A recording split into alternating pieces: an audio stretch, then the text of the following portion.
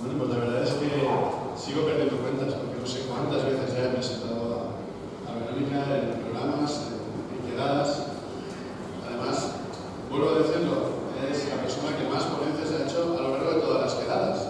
Solo se perdió la primera, en sí. Asignatura que luego recuperó en la última que hicimos precisamente otra vez en el sí. Bueno, seguro que la conocéis de sobra, trabajadora social, criminóloga, responsable de las rutas misteriosas aquí en nuestro ministerio, aquí en Elche. Analista del crimen, nadie analiza los crímenes como ella.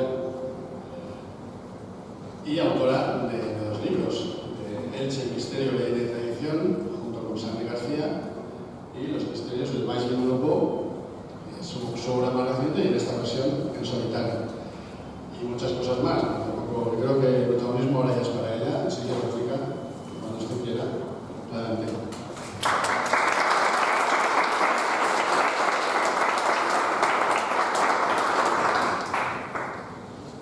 Bueno, como habéis podido comprobar, Chus me ha presentado adecuadamente, no lo podía hacer mejor.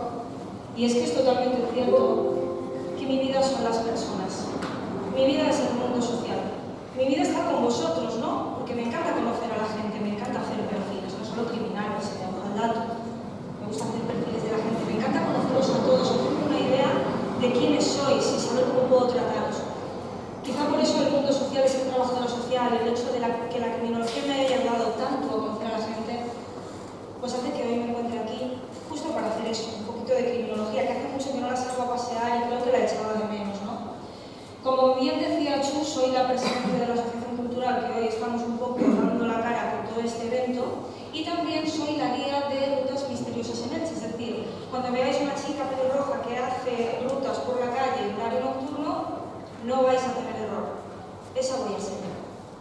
Además, ahí tenéis los dos libros, que además los tenéis en vivo y en directo en la mesita, que es tanto el de Elche, Misterio, Leyenda y Tradición, escrito a 4 manos con Santi García. Fue de verdad un absoluto honor para mí contar con sus manos a la hora de poder hacer una primera publicación, y qué mejor temática que Elche y sus misterios, más allá del misterio, que es el que tanto nos caracteriza y el que tanto nos resuena. Hay mucho más allá, muchas más historias que contar. Y justo por eso estoy aquí, quizá tiene sentido todo eso. Ya fue posteriormente cuando los misterios del Baix Vinalopó vieron la luz. Ya me decidí a aterrizar yo sola en un terreno un tanto desconocido para mí, pero que tampoco ha ido tan mal, porque en el fondo seguimos contando historias, que al fin y al cabo es lo que a mí me abre la vida, lo que para mí tiene sentido. El poder hacer participar a la gente de historias que a mí me llegan. Y ya no solo eso, sino que me van llegando más gracias a las historias que me cuento. Es como un intercambio y es tan saludable que de verdad me llena por dentro. Y espero transmitiros eso justo hoy en la ponencia. Una ponencia de criminología pura y dura.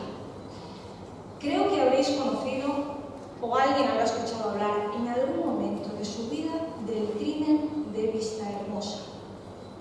¿A alguien le suena?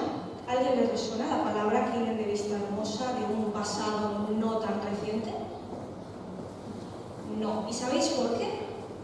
¿Por qué más os suena como el crimen de las quinielas? Es así como lo hemos llegado a conocer en los últimos años, como el crimen de las quinielas, porque probablemente la quiniela es lo que tenga aquí el punto fundamental, el eje donde va a girar todo.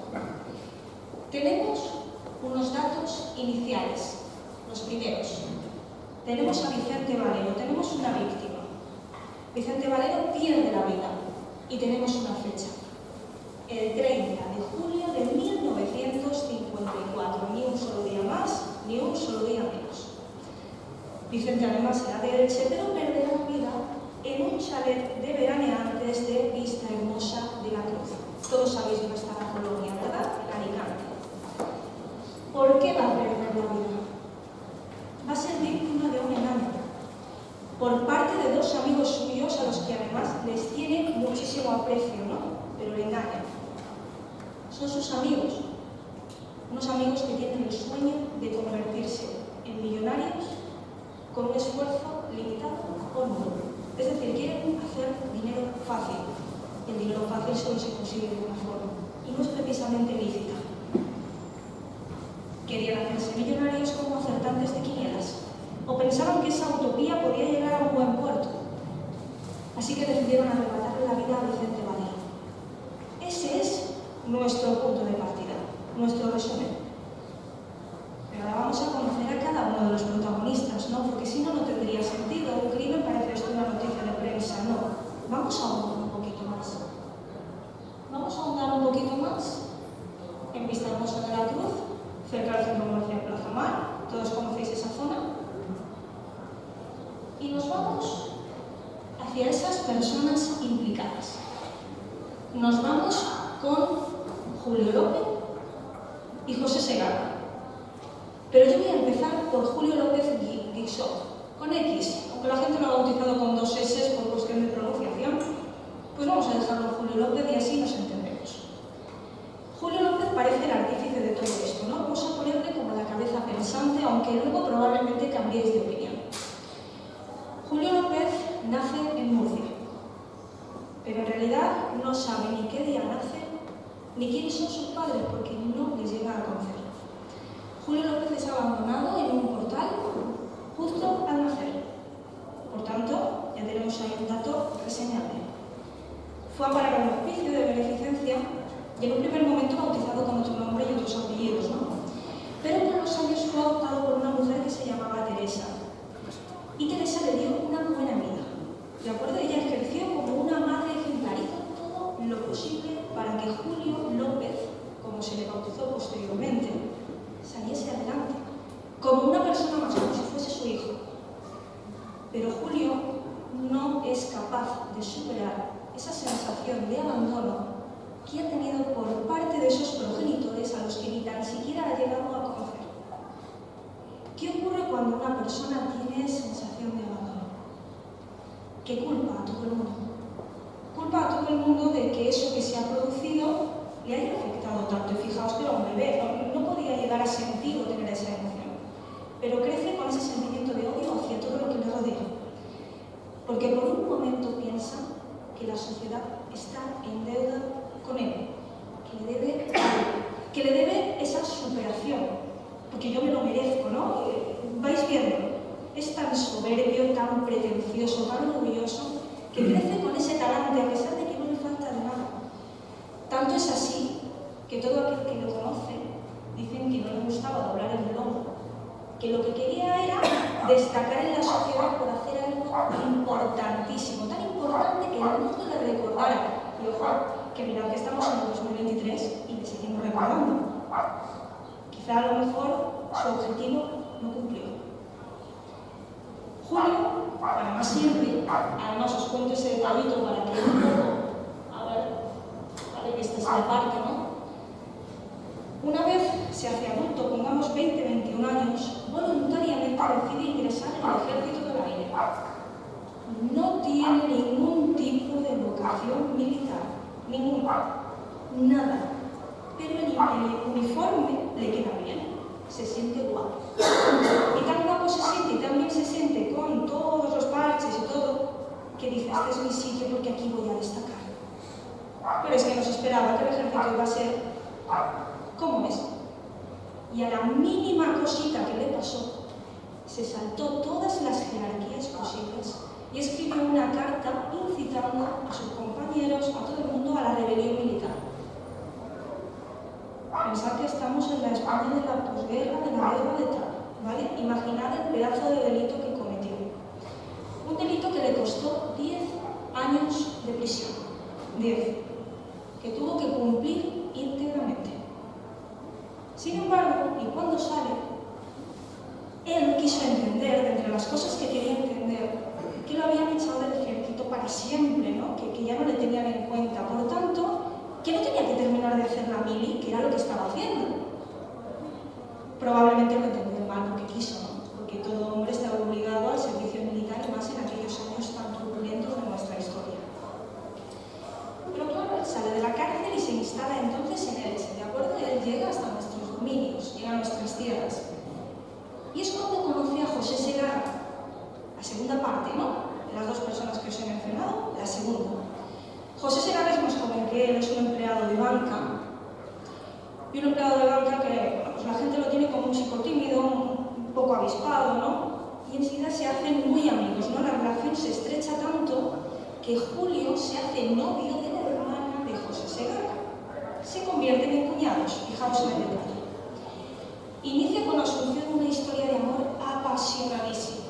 Tanto es así que Asunción está totalmente ciega de amor por Julio, porque Julio es grandioso, Julio quiere destacar. Imaginaos que era el típico chico guapo de la época, bien vestido, bien arreglado y con unos proyectos de futuro increíblemente utópicos, pero que son increíbles, es decir, era tan manipulador y convincente que, al fin y al cabo, sonaba bien. Efectivamente, tenemos un problema. Tenemos un problema porque Julio, en esta necesidad de persuadir, de manipular a su entorno y de querer hacerse millonario a costa de nada, decide inventar, crear una peña quinielística. Estamos en una época en la cual las quinielas empezaron a emerger y la gente pensaba que con la mera probabilidad no podía hacerse millonario de manera sencilla. Error, pero efectivamente él manipuló tanto a la gente que consiguió hacerse con unos cuantos inversores y sobre todo con su querido amigo José Segarra, al que manipula de tal manera que lo tiene de su lado. Le viene súper bien tener un empleado de banca. ¿Por qué? Porque le va a conseguir créditos, le va a conseguir préstamos. Eso él lo necesita. Porque ¿sabéis en qué consistía su método? En conseguir 13 aciertos de quinielas semanalmente. Pensaba un poco en la utopía en la que os estoy diciendo. Él pensaba que lo podía lograr. Y que cuanto más invertía, más podía recuperar, pero no se daba cuenta de que las pérdidas por probabilidad también podían aumentar de manera desmesurada. ¿Qué pasó? Que todo esto acaba en una absoluta ruina, una ruina horrible, una ruina tanto para él como para su entorno, como para la que iba a ser su mujer, como para su querido amigo José Segarra. Todo el mundo se ve hipotecado hasta aquí, debido a esa utopía de quiniela que no iba a funcionar. Pensad por un momento en qué supone el fracaso para una persona como la que tenemos entre manos. No soporta la frustración, no la tolera. Un fracaso en la vida de una persona con tantos ideales no existe. De tal manera que está más solo y más arruinado que nunca. Tanto es así que odia al mundo todavía un poquito más. Así que se promete mejorar el método, mejorar su maravilloso método. Pero por desgracia para él las cosas no van a ser tan fáciles. Recordáis que hace un ratito os contaba que él había entendido que el servicio militar había finalizado para él y que no tenía que hacer la mili. Pues efectivamente lo había entendido, porque en realidad tenía que finalizarla. Y un día la Guardia Civil se personó en su domicilio y lo volvió a detener. Y lo detuvo por sedicioso, por delincuente de sedición, por alejarse de la defensa de la patria en el momento de la posguerra. Y es llevado a acabar la mili a África, bien lejos de lo que es su zona de confort. Allí Julio se va a convertir en una persona un poquito más odiosa que antes. Va a cambiar todo un poquito, si ya estaba cambiado, la vida va a ser un poquito peor. ¿Por qué? Porque allí va a cultivar su cuerpo. Va a considerar que la presencia física es tan fundamental que va a empezar a hacer gimnasio, va a cambiar su dieta, va a practicar todo tipo de deportes, va a leer mucho, porque él considera que está por encima de los demás y como tiene que destacar, por trabajar no, ojo al dato, por trabajar no, por otras cosas. Él va a regresar como más seguro de sí mismo que nunca. Y cuando regresa seguro de sí mismo, vuelve a crear una segunda peña quinielística. Va a volver a convencer a José Segarra y mirad que estaban hipotecados, pero su poder de persuasión va por encima de cualquier cosa, muy por encima. Así que vuelve a convencer a un grupo de inversores. En esta ocasión el truco es distinto. Tenía que jugársela a 200 quinielas semanales. 200, el dinerito que necesitaba. ¿Qué ocurre? Que por probabilidad, si yo invierto más, por probabilidad podré ganar más o acertar más. Pero vuelve a ser un juego de azar, ¿no? Igual la suerte no estaba de su lado, y efectivamente no lo estuvo. Lo que implicó que otra vez la gente lo dejase solo y con más frustraciones. Y cuando una persona con el perfil de Julio se frustra, es aquí cuando pasan cosas. Cosas de las que os voy a hablar justo ahora. Porque a Julio se le pasa una idea por la cabeza. ¿Y si atracamos a un empleado de banca? A estos jóvenes que llevan el dinero entre el Banco de Elche y el Banco Central de Alicante y que traen cambio, y lo atracamos en un trayecto. La idea parece tan curiosa que se la cuenta a José Segarra, su querido cuñado. Y a José Segarra le fascina. Aquel chico poco avispado, tan apocado, tan tímido, fue el que dijo: pues en realidad vamos a atracar a un empleado de banca, lo vamos a tener que matar, porque si lo dejamos vivo podría reconocernos. Ojo al dato, José Segarra, el tímido. El plan es de lo más curioso. Vamos a atracar el banco donde trabaja José Segarra. Esa es la idea. Tenemos el banco más cerca imposible. Y no hace falta tampoco hacer un atraco de película americana. Ellos iban a ir a por el empleado en el trayecto. Pero no podían ir a por el empleado tipo encapuchado. Tenían que urdir un plan un poquito más profundo. Para asaltar a ese empleado, lo que harán será alquilar una casa de veraneantes en Vistahermosa. La casa, un dúplex, la mar de bonito. Y además lo alquilarán entre los dos dando 500 pesetas de señal bajo el pretexto de que una familia de Albacete va a venir a pasar el veranito de aquí a unos meses. Pero nosotros se lo alquilamos ya para que no se queden sin sitio. Además lo alquilan con un nombre falso. En aquel momento todo esto era mucho más sencillo, ahora se piden DNIs y esas cosas. Pero antes uno iba con 500 pesetas y alquilaba 2 casas y no pasaba nada. Pues efectivamente eso hicieron. Y además la idea era engañar a la víctima, pero ¿cómo la engañamos? Como José Segarra sabía que él se iba a ausentar de su propio trabajo durante ciertos viajes. ¿Por qué? Porque efectivamente tendría que ir a preparar cosas al chalet, tendría que ver que todo salía bien. Decide decir en el banco donde trabajaba que le habían descubierto una enfermedad. Enfermedad muy mala y muy rara. Nunca llega a mencionar qué enfermedad era esa. Pero que su médico, pues es que estaba en Alicante. Entonces él tendría que ausentarse del trabajo en un montón de ocasiones porque el médico le llamaba de urgencia. Cabo 1 atado. Perfecto. Cabo número 2. ¿Cómo engañamos a Vicente? Vicente es su amigo de toda la vida. Vicente es amigo de José Segarra. Podrá convencerle fácilmente. De hecho, Vicente tiene una fama de un poquito mujeriego. Entonces sabe que le pueden entrar por ahí. ¿Cuál es el plan? José le dice a su amigo que hay una antigua novia que tuvo en el pasado que le había escrito una carta. Una carta en la que le dice que va a ir a la zona de Alicante, va a desplazarse porque quiere terminar ese idilio que dejaron pendiente tiempo atrás. Pero es que no va a venir sola, no va a traer a una amiga que no se puede aburrir mientras yo tengo un idilio, pues otro para ti. De hecho, José Segarra llega a escribir una carta fingiendo una caligrafía que no era la suya y se la enseña a Vicente. Y le dice: Vicente, mira mi amiga lo que está diciendo, ¿quieres ser tú? Y Vicente acepta. Acepta y dice: bueno, pues no hace falta que llegue el día, que lleguen tus 2 amigas y podemos encontrarnos con ellas. Uy, parece que el plan tiene todos los cabos atados, ¿verdad? Parece que nada puede salir mal y que esto puede convertirse en un crimen perfecto. Pues claro, efectivamente ahora solo falta esperar el día de autos, ¿no? Esperar el día en el que todo tiene que confluir para que esto salga bien. El 30 de julio de 1954 va a ser el gran día. ¿Por qué? Porque José Segarra está trabajando en el banco y escucha que le dicen a Vicente: tienes que ir al Banco Central de Alicante a llevar dinero. Y Vicente no tenía coche, Vicente iba en autobús. Se le encienden todas las bombillas a José Segarra porque dice: ostras, ahora es el momento de llevar a cabo nuestro plan más complejo. Pero tengo que labrarme mi coartada, ¿verdad? Porque si no, esto va a quedar muy mal y enseguida me van a pedir explicaciones. Así que José Segarra, que ya le había dicho a todo el mundo de una enfermedad rara, dice en el banco que es que su médico le ha llamado de urgencia, que necesita por todos los medios verle para darle una información muy importante y que pide permiso para seguir corriendo y explicar. Entonces aprovecha la coyuntura para hacer como como que se encuentra milagrosamente en el autobús con Vicente. ¡Ostras, qué alegría!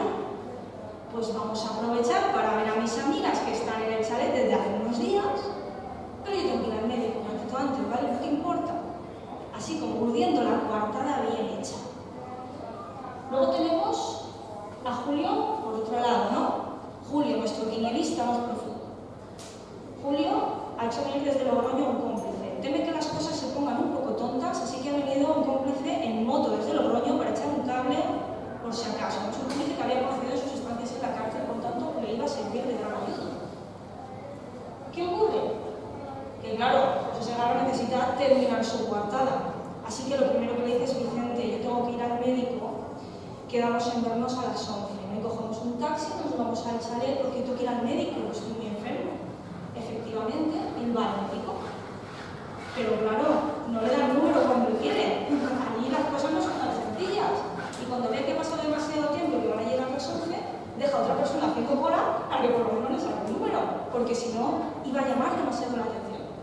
Así que vuelve a quedar con Vicente y le dice: Vicente, que es que me han dicho que no me atienden ahora, que me atienden dentro de un par de horas. Así que me voy contigo y luego vuelvo. Y Vicente, todo feliz. ¿Cómo no? Iba a llegar el gran día. El gran día en el que cogen un taxi y se dirigen hasta el chalet de Vistahermosa de la Cruz. Y ahí es donde va a pasar todo, ¿no?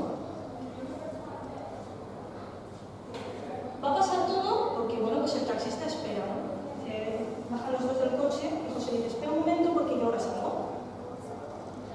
Y el primero que entra en la casa del chalet es José Segarra, y el de detrás de gente que iba tan contento que no se esperaba que Julio lo iba a sorprender con un yunque zapatero envuelto en trapos. Le dio un golpe crucial por aquí, por la parte trasera del cráneo, pero lo había envuelto en trapos, porque tenía como un poco de remordimiento, no quería hacer tanto daño al principio, pero un yunque zapatero duele igual, eso no tiene excusa. Así que como Vicente se quejó y se dio la vuelta, le dio otro golpe muy nervioso en la frente y le acabó destrozando la cara y el cráneo.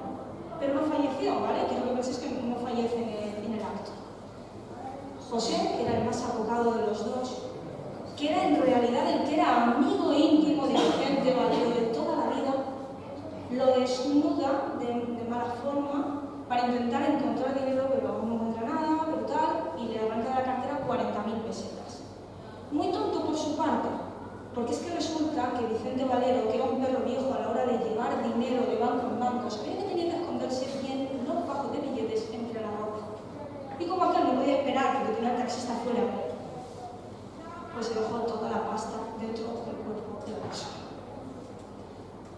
Lo único que me dijo fue: me llevo las 40.000 pesetas, deshazte del cadáver, Julio, que yo me voy al médico. Tú verás lo que dices. Y allí se queda Julio contemplando a un Vicente en agonía. Un Vicente que además está gimiendo todo el tiempo. Y él es incapaz de soportar el ruido que hace. Y tanto es incapaz de soportar ese ruido que intenta amordazarlo. Que no grite, pero tampoco funciona, él sabe mal. Entonces dice: bueno, pues lo voy a dejar aquí un poquito sentado en la pared, ¿vale? A ver si se recupera un poco. Y yo voy a salir a tomar el aire. Y va y pierde la llave, de tan nervioso que estaba. No podía volver a entrar. Le toca pedirle a la administradora de la comunidad una nueva llave para volver a entrar, de que la había perdido. Vale, no pasa nada, se me entrega. Se dirige a una ferretería cercana a buscar un saco y una manta. Tenía la existencia del cuerpo, que mejor forma de hacerlo. ¿Y qué ocurre? Pues que cuando entra Vicente ya no estaba sentado, estaba vivo. Se había arrastrado por la casa, lo había dejado todo perdido, estaba atendiendo en muchas personas en otro lugar. Quiero que os imaginéis la escena. Aquel está más agobiado que nunca, porque ve que sigue sangrando y intenta reanimarlo, le tapa la herida de la cara, pero sabe que eso no tiene sentido. Al final está totalmente cubierto de sangre y aquello no funcionaba de ninguna manera. Así que decide, pues evidentemente, envolverlo bien, lo desnuda antes, y algún billetico lo encuentra, pero no mucho, porque no lo desnuda del todo, lo envuelve en la manta, lo deja en el saco, e intenta además quemar algunos documentos que el muerto pues llevaba encima, que justamente eran documentos que portaban el señor del Banco de España.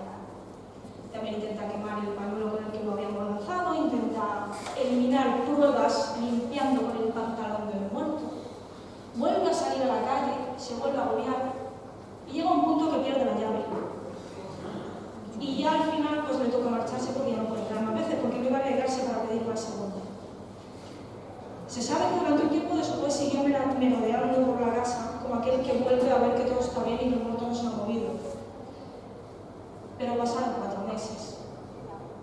4 largos meses en los que todos siguen viviendo como tal cosa.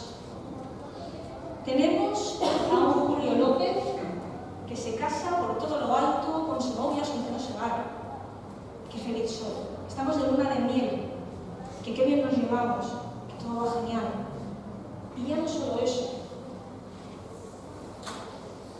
sino que Vicente sigue pudriéndose allí. Sigue pudriéndose allí en el chalet de Vista Hermosa y a nadie le importa. Nadie lo recuerda. Claro, nadie lo recuerda hasta que el fuerte olor que emana de aquel chalet que ninguna familia de Albacete había venido a ocupar empieza a llamar la atención de los vecinos, que se quejan al administrador y dicen: aquí huele muy mal y salen moscas, ¿qué está pasando? Y efectivamente algo estaba pasando, así que la Guardia Civil rompe las ventanas y encuentran un cuerpo irreconocible. No saben quién es. Es muy difícil, ¿no? Saben que es un cuerpo semidesnudo, perfectamente envuelto, pero tal había limpiado de mala forma que la pared seguía llena de manchas. Imaginaos la situación. El cuerpo está allí, nadie sabe quién es, pero encuentran en los restos de los documentos pues, unos sellos del Banco de España que haciendo pues empieza a crear un cortocircuito en la cabeza de los investigadores. ¿Por qué? Porque las sospechas van a recaer en aquel transportista de dinero que hacía 4 meses había cogido un autobús yendo hacia Alicante, había desaparecido y todo el mundo lo había tachado de ladrón. Había llevado 250.000 pesetas y había robado a todo el mundo. Cuando el pobre tenía la casa hipotecada y no la pagaba. Fijaos en el detalle. ¿Qué ocurre? Que el primero que es detenido es José Serrano, su amigo. Directamente no. Y es entonces cuando en la declaración dice que yo me lo encontré ese día 30 de julio, claro que lo vi, me lo encontré en el autobús y todo el mundo le pregunté por qué no lo había hecho antes. Y dice, pues porque yo pensaba que tenía importancia, que yo hubiese visto a ese hombre en el autobús. ¿Qué más da? Un dato importante. Había obstruido la investigación judicial. Pero claro, cuando llega el taxista que entra en escena, que dice, salen 2 de mi coche y solo vuelve uno, ya se destapa todo el pastel. De tal manera que cuando José se ve tan acorralado, delata a su amigo Julio sin ninguna piedad. Dice, ha sido él, que está obsesionado con conseguir dinero, que quiere hacerse millonario a toda costa, y es él. Yo solo me dejo llevar, me he manipulado, me ha vaciado el cerebro y yo no puedo más con esta situación, estoy muy agobiado. Efectivamente, no sé si muy agobiado estaba o no, pero al final parece más psicópata que el primero. La cuestión es que a Julio lo detienen. Lo detienen además en Cartagena. Bienvenido, porque estaba allí cobrando además un premio de quiniela. Había ganado el premio más grande de toda la vida y estaba aprovechándolo allí en su luna de miel. Tanto invertir el dinero robado, pues imagina que al final había llegado a buen puerto. Pero es que no muestra ningún tipo de emoción cuando la detienen. Nada. No es una persona que se disculpe o no es una persona que se sienta mal. Dice que les da hasta las gracias por detenerlo, porque él sabía que se había equivocado y que había hecho algo mal. Y efectivamente, bueno, pues ya había llegado a su fin su libertad. Totalmente tranquilo. Claro, a mí me la parte que más me gusta, ¿verdad? Vamos a ponerle nombre a las cosas. Me encanta ponerle nombre a las cosas. Para que podamos entender un poquito la sintomatología tan extraña que presenta cada uno de estos perfiles que parecen un poco exagerados, pero seguro lo vais a entender. Porque voy a empezar por Julio, por aquel hombre que nunca llegó a superar esa sensación de abandono, ¿no? Aquel hombre que tenía un complejo de megalomanía increíble, que se sentía verdaderamente importante, que creía que todo el mundo le debía una reverencia, que pensaba que era guapísimo, que tenía que cultivar el cuerpo, que tenía que practicar todo tipo de deportes, que tenía que cuidar su dieta, que tenía que cuidar su vida, su comportamiento, que pensaba que no iba a llegar a nada en la vida si no era por el camino fácil. Ese hombre que no doblaba el verbo para trabajar, ese hombre cumple todas esas nociones de un trastorno narcisista, ¿no? ¿Os acordáis de Narciso, ¿no? La persona que intentó darse un beso a sí mismo y al final acabó hundido en el lago. Y allí creció una flor a la que se le denominó Narciso. Y de ahí viene la leyenda, ¿no? Esa persona que necesita atención continuada, que necesita que todo el mundo piense que existe, que todo el mundo le haga esa reverencia, que todo el mundo le pregunte cómo está, y que es tan incapaz de fracasar que cuando fracasa se le ocurren ideas malas, como esta, ¿no? Pero es que también me cumplen los parámetros del trastorno antisocial. Ojo, utilizamos antisocial ahí a libre albedrío, ¿eh? Y decimos, ay, qué antisocial eres. No, no digáis eso nunca más, por favor, que antisocial es muy feo. Antisocial no es aquel que no se relaciona con nadie, no. Antisocial es algo mucho mayor. Porque antisocial con rasgos psicopáticos, ¿no? Porque es una persona que es capaz de disfrutar de su matrimonio y de su luna de miel a pesar de todo lo que ha ocurrido sin pensar en los demás. Es que le da igual todo. No tiene empatía, ¿no? Es verdad que muestra ahí un nerviosismo a la hora de ejecutar las tareas, de que se equivoca en muchas cosas, pero hay algo aquí que no sabéis, y lo guardo para aquí para que lo entendáis. Fue él mismo el que redactó su declaración policial, él mismo, a manito. ¿Qué pasa con esto? Que bajo mi punto de vista tergiversó absolutamente todo. Por tanto, todo lo que os he contado, de la manera en la que os he contado la historia, su sufrimiento, su nerviosismo, y cómo me siento de mal, que he perdido una llave, que tal, todo eso lo dijo él. O a lo mejor lo escribió él. Lo que a mí me llama la atención, porque puede ser que todo esto sea un discurso viciado y que tengamos a niños psicopáticos normal, quién sabe. Lo de baja tolerancia a la frustración, eso ya os lo he dicho, efectivamente, es sensible ante cualquier fracaso, no puede fracasar. Pero luego tenemos a José Segarra, el chico que le sigue en todos sus eventos, en todas sus locuras, ese hombre dependiente emocionalmente. Yo no hablo de una relación de amor, alejémonos de ese concepto, sino todo lo contrario, no hablo de una admiración excesiva de una persona hacia otra hasta el punto de querer seguir hasta la inmoralidad de sus propios actos, ¿no? Hasta el punto de poner el foco en todo eso y decir, quiero repetir lo que tú hagas, quiero hacerme millonario, yo también, quiero cultivar el cuerpo, yo también, quiero cambiar la dieta, yo más. Daos cuenta que al final parecen gemelitos, ¿no? Hay una dependencia increíble. Pero es que también parece que fue el más psicópata de los dos. O puede ser que el discurso estuviese viciado, o puede ser que los dos tuviesen la idea de matar. Fuera algo que perfectamente intercambiaran y que el otro lo delató, como se delataron mutuamente, fijaos las mentes calenturientas hasta donde llegan. Pero hay algo de lo que no hemos hablado, de la ludopatía, del juego patológico, de esa necesidad, vamos, imperante de conseguir dinero a costa de lo que sea. Y le haga daño a quien le haga daño. Fastidie que fastidie cualquier área de mi vida, la familia, la economía, la vivienda, el trabajo, lo social.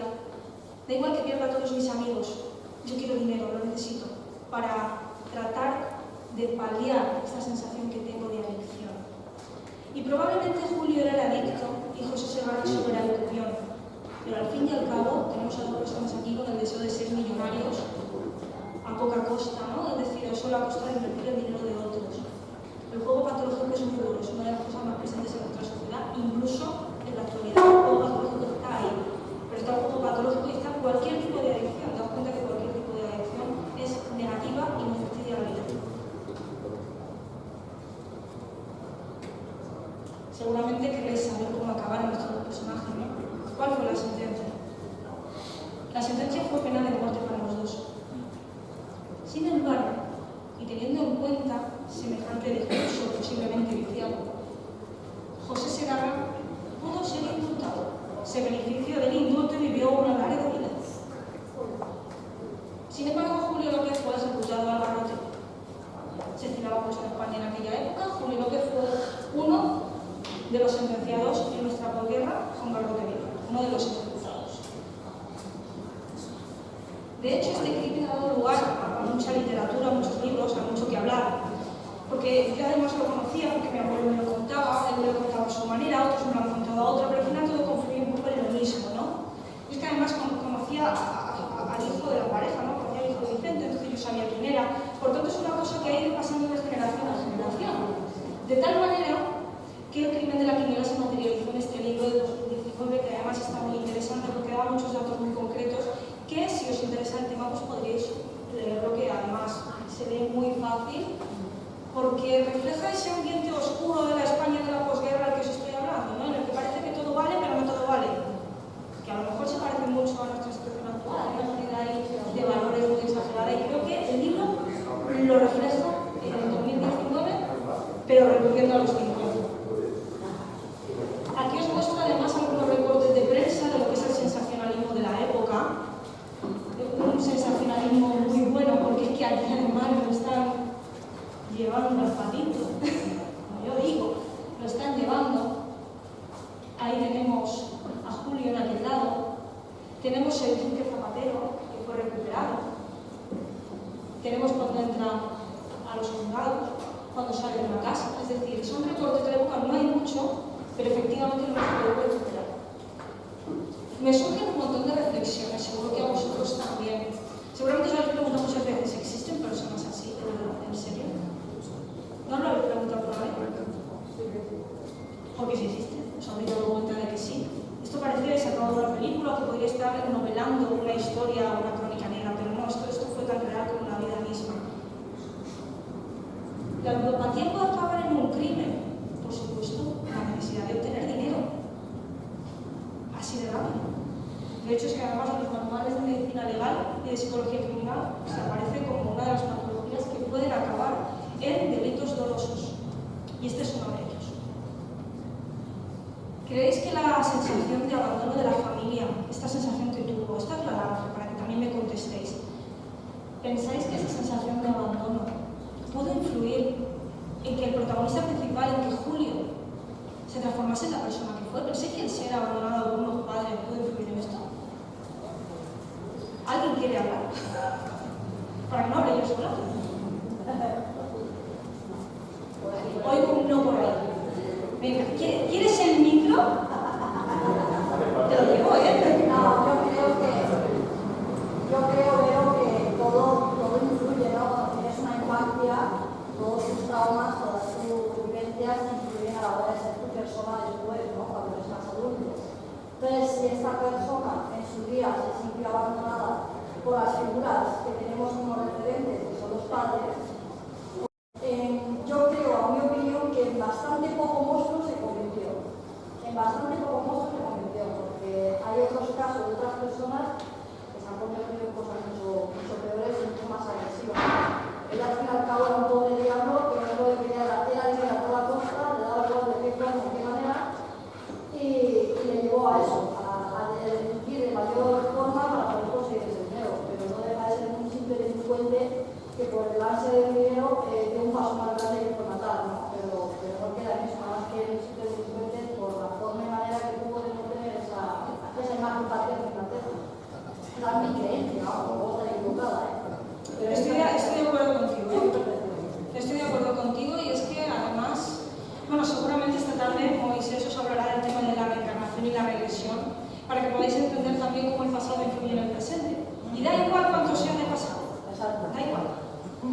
Somos exactamente nuestras vivencias, somos personas, absorbemos, nos relacionamos, copiamos, nos necesitamos, nos abrazamos. Pero la esencia primigenia sigue ahí. Sí, esa no cambia. Eso es. Esa no se moldura. Eso es. Y además os digo una cosa, no somos capaces de cambiar salvo que nosotros queramos. Exacto. El querer es lo importante aquí.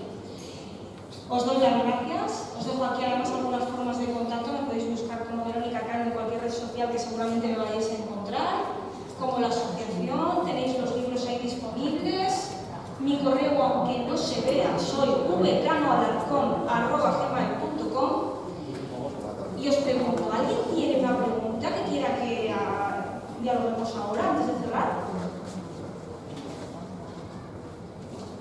Uy, qué bien se portan todos. Madre mía, qué bien que estuvo yo. Qué poquito me crees. Es la vergüenza. Ay, la vergüenza que valéis. Bueno, pues nada, muchísima gracia, más que